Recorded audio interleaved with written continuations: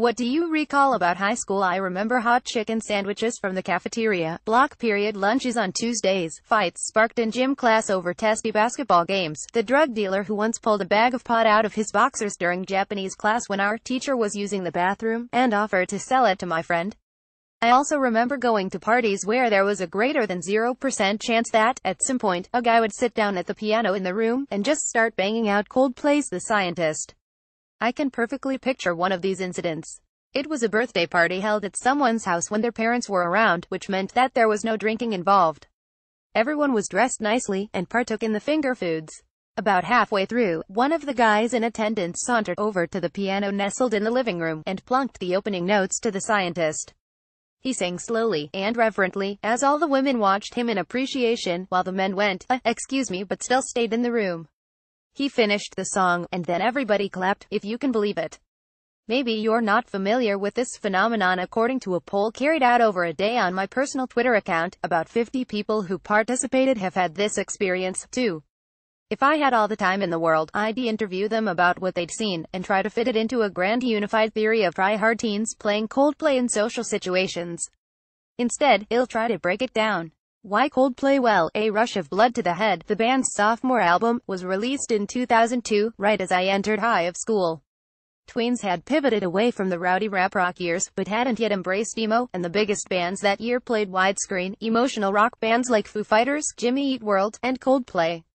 Chris Martin's band, arguably the biggest rock group born of the 21st century, was at its cultural peak. They still had some of that "they sound like Radiohead" buzz, and Martin himself was romantically involved with movie star and it girl Gwyneth Paltrow.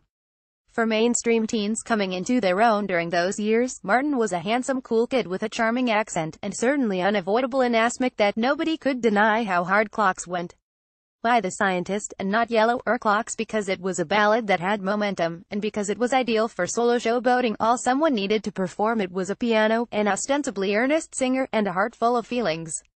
Because of that small, silent moment at the end of the chorus, where the music could drop out, and the boy singing could pause for dramatic effect. Oh, take me back to the start.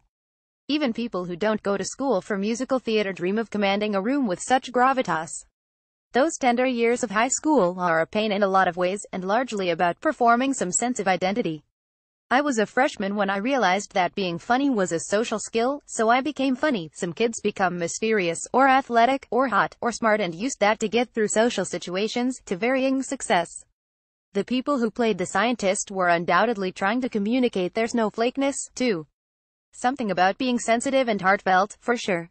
Perhaps just that they were musically talented and confident enough to spill their tender souls in the middle of a crowded room, even knowing that the hip kids into Animal Collective, or some shit, would surely stick their nose up. Or maybe they wanted to get across something like "I'm uncomfortable, and I hurt a lot, but when I strike these chords and live inside Coldplay for a few minutes, I can share the pain that reminds us we're alive." Or more likely, maybe I'll be able to kiss someone who's watching me do this after I'm done. As someone who never played Coldplay's The Scientist at a party, I'll never know.